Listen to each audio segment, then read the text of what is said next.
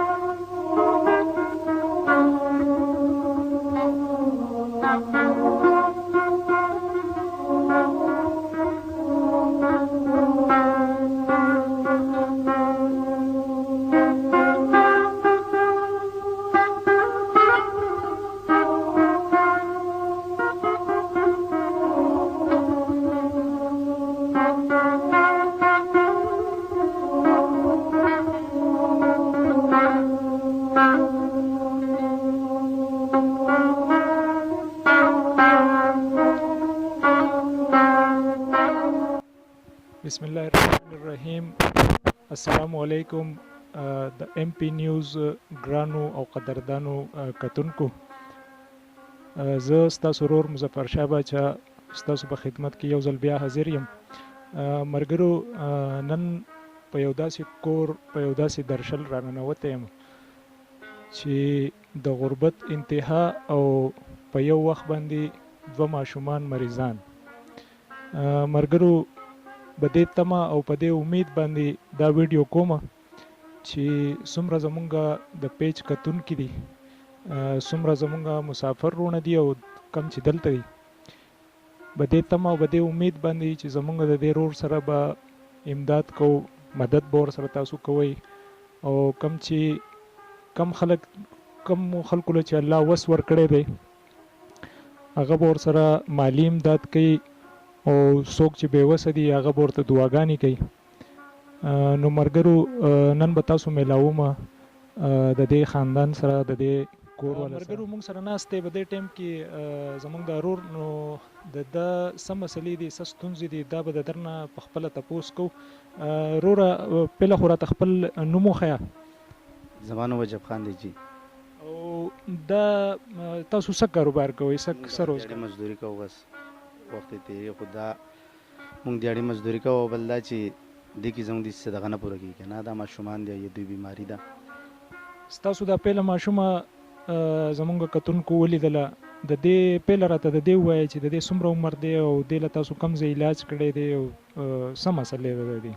علاج خو له خپل وس کړی دی، خو لکه د دې 8 کاله عمر دی، خو لکه هغه وس پاک خو لکه مونږ خپل وس پې کوو، خو زموږ 24 نه راځي.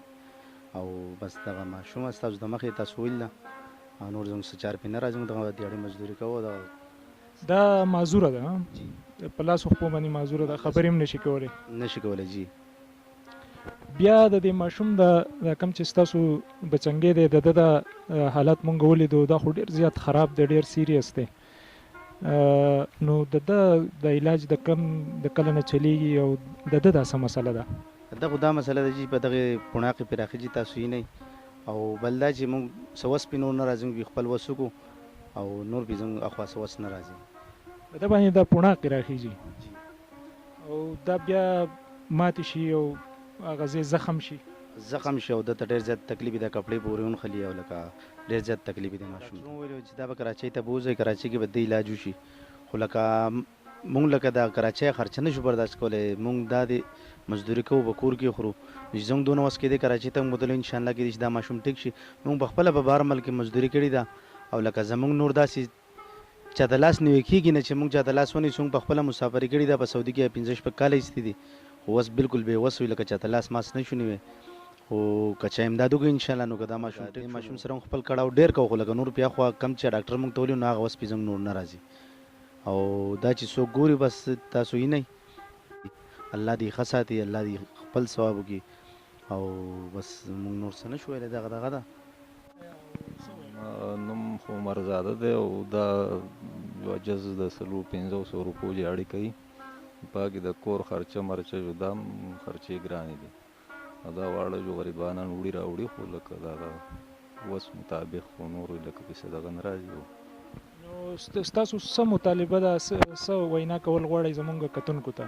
یاره خبره دا ده که د چا څه داسې وس او دغه او سر کولی شي نو دا به لکه غټه دغه خبره وي او دا جز دی د خدای تعالی جو که چا ورسره لاس اخلاص وکړو نو د ثواب خبره هم ده.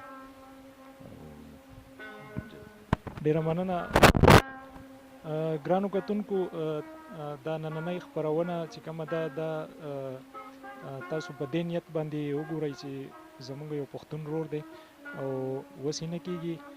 مونږ ټولو له پکار ده چې څومره د وس خاوندان خلک دی چې مونږ د دې رور سره ودرېږو، د هیلپ وکړو، مدد یې وکړو او د ثواب کار دی. ملګرو ما ته پته ده چې ډېر مسافر داسې دي مونږ ته اکثر په خپله باندې میسیجونه کوي چې تاسو داسې قسم کورنۍ چې کومې دي، داسې کوم چې ضرورتمند خلک دي هغه مونږ ته په ګوته کوي.